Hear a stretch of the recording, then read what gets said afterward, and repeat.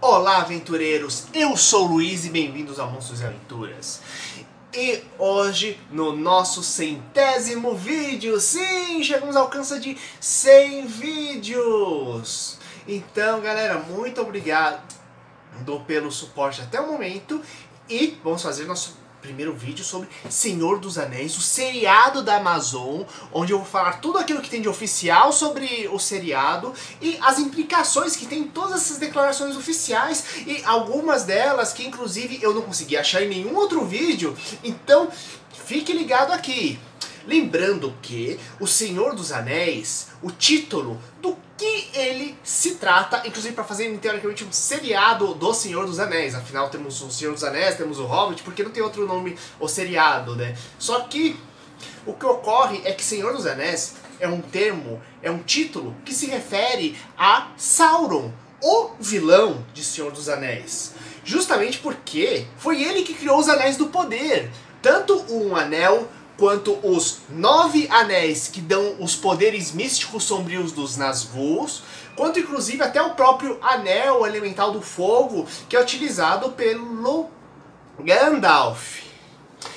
E isso tudo é importante por quê? Porque foi falado, oficialmente declarado alguns meses atrás, nos perfis oficiais do Senhor dos Anéis, dos produtores do seriado do Senhor dos Anéis, que ele vai se passar na chamada Segunda Era, que é o período dentro do mundo do Senhor dos Anéis, dentro da Terra-média, no qual o Sauron, ele cria os Anéis do Poder e ele ataca, tenta dominar o mundo quando está em plena forma com seu corpo físico e seu um anel. Então vamos ter os exércitos e o próprio Sauron dele absurdamente poderosos, muito mais do que a gente viu no filme. E se você gosta do tema, já dê o like aqui embaixo e aperte no inscrever-se para receber notificações dos nossos próximos vídeos. Prosseguindo, o que significa Segunda Era? Senhor dos Anéis, o mundo é dividido em 4 grandes eras. A primeira, no qual os deuses, as divindades, os Valares, eles criam um mundo e vêm para o mundo para criarem seus reinos, criarem novas formas de vida, novas espécies inteligentes. E entre esses seres vem o Melkor, que é um desses seres que criou o planeta, só que ele deseja dominá-lo e tirar e ser o único governante do mundo. A gente tem então uma grande guerra, na verdade várias e várias guerras pelo domínio do planeta, até que finalmente o Melkor ele é expulso e as outras entidades elas se afastam do planeta. Aí então acaba a Primeira Era. A Segunda Era, o que acontece? Um dos generais do Melkor era justamente o Sauron. Ele se escondeu nesse período no planeta e ele manipula para criar os Anéis de Poder para dar de presente para os grandes reis do mundo, só que ele também cria o seu próprio anel, que é o Um Anel. E para isso ele pega e usa grandes poderes místicos que fazem com que os anéis, na verdade, sejam verdadeiras armas para controlar os usuários e criar, na verdade, verdadeiros grandes reis mentalmente controlados pelo Sauron, para assim ele poder pegar e dominar o mundo. Tanto que 9 desses reis a gente conhece, que são os reis humanos, que se transformaram nos Nazgûls. Quando o Sauron finalmente derrotado, naquela batalhazinha, inclusive do início do primeiro filme, a gente pega e percebe uma coisa interessante, que começa a Quarta Era, e é uma era no qual não é simplesmente o Sauron que foi embora.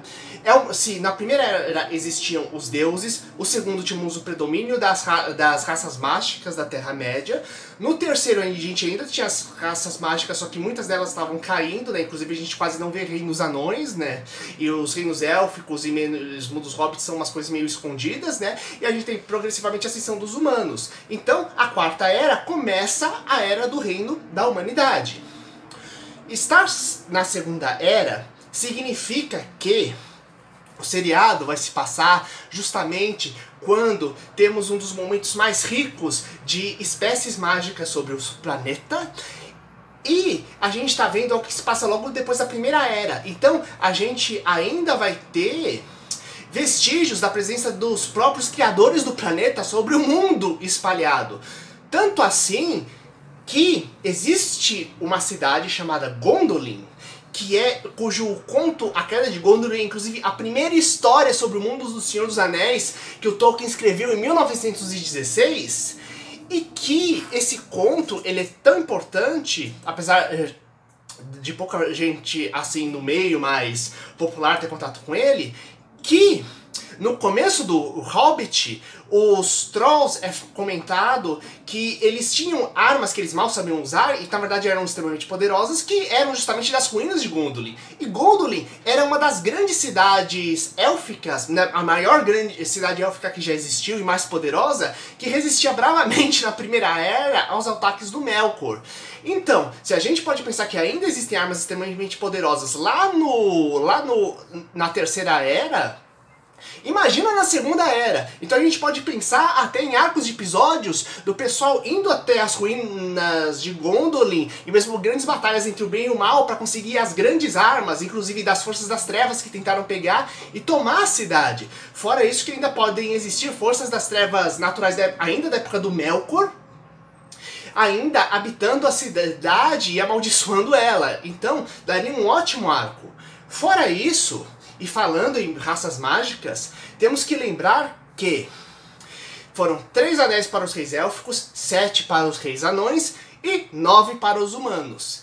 Então, e os 7 anéis dos anões? O que aconteceu com ele? Será que teremos os grandes reis anões corrompidos, como talvez alguns dos principais vilões do seriado? Isso seria fantástico. Afinal, a gente conhece os Nazgûls, a gente conhece, inclusive, um pouco daqueles que pegam, tem os 3 anéis dos elfos, sendo que um deles é um Gandalf, só que a gente não conhece quem foi o elfo antes do Gandalf que teve o anel. Pelo menos isso não foi mostrado em filme.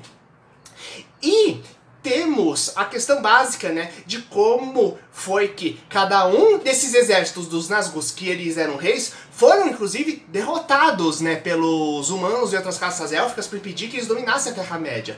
Então, gente, pensa, nós finalmente veremos os Nazgûs extremamente poderosos e os exércitos pessoais de cada um deles, além de 7 guerreiros mágicos, poderosos, dos anões com seus respectivos anéis do poder. Vamos ver quais deles foram corrompidos, quais deles ficaram do lado da luz. Será que talvez teremos mais até algum elfo corrompido do lado das trevas? Lembrando que foi um ferreiro élfico, inclusive, que foi enganado pelo Sauron para ajudar ele a criar os anéis do poder. Isso é até o momento aquilo que podemos pegar e comentar da série a partir das informações oficiais. E que, lembrando, a gente tem o Gandalf, o Saruman, como seres que só chegaram na Terceira Era. Então, gente, a gente não vai ter esses grandes magos dentro do mundo do seriado Senhor dos Anéis. Aquilo que pode acontecer, eu acho que seria interessante para substituí-los, seria justamente mostrar os ferreiros anões e élficos capazes de criar grandes armas mágicas, que era justamente uma coisa que tinha em abundância muito mais no passado, tanto que um deles ajudou justamente o Sauron a pegar e criar os Anéis do Poder. E vocês, o que esperam da série? Escreva aqui embaixo. Se gostaram, compartilhe com seus amigos e até mais, galera!